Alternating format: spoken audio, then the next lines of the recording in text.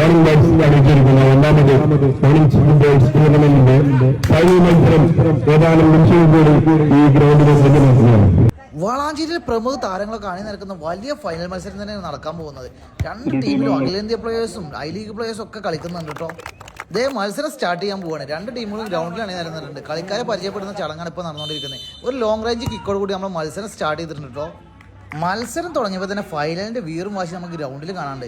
രണ്ട് ടീമുകളും അങ്ങോട്ടും ഇങ്ങോട്ടും നല്ല അടിപൊളി മുന്നോട്ടങ്ങളൊക്കെ നടത്തുന്നുണ്ട്.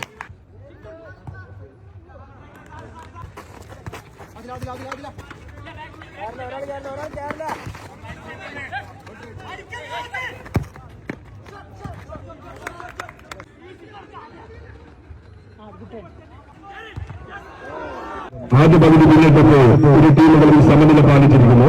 വലിയ പ്ലാനിങ് കൂടെ സെക്കൻഡ് ഹാഫ് സ്റ്റാർട്ട് ചെയ്തിട്ടോ. അങ്ങോട്ടും ഇങ്ങോട്ടും നല്ല വാശിയിൽ തന്നെയാണ് സെക്കൻഡ് ഹാഫിൽ അവർ കളിക്കുന്നത്. അതിനുള്ള പരിക്കൊക്കെ അവർക്ക് ഗ്രൗണ്ടിൽ കിട്ടുന്നുണ്ട്. കളി കഴിയാറായി തുടങ്ങിയപ്പോൾ തന്നെ അങ്ങോട്ടും ഇങ്ങോട്ടും നല്ല വാശിയോടെ തന്നെ കളിക്കുന്നുണ്ട്. അപ്പോൾ വാശി അവസാനം ഫൗളിൽ ചെന്നെത്തി. ഫൗളിതായി ആസ്യൂഷ്വൽ മിഷാലിന് റെഡ്. അങ്ങനെ തലമുടിയൊക്കെ കഴിഞ്ഞ് ഫൈനൽ വീസിൽ വന്നു. പിന്നെ പെനാൽറ്റി തുടങ്ങി. ആദ്യത്തെ കിക്ക് എടുത്തോണ്ട് എന്തായാലും എയറിലായിട്ടുണ്ട്. പിന്നാലെ വന്നവരൊക്കെ ഗോളിക്ക് ഒരു ചാൻസ് കൊടുക്കാതെ പോസ്റ്റിലേക്ക് ഇട്ടിട്ടുണ്ട്. പെനാൽറ്റി കിക്ക് എടുക്കുന്നവരൊക്കെ മത്സരിച്ച് ഗോളാക്കിക്കൊണ്ടിരിക്കുക. ഫൈനലി ഒരു കിക്ക് കീപ്പർ തടുത്തു. അതോടെ നമ്മൾ മത്സരം ആ ടീം വിജയിച്ചിട്ടാണ്.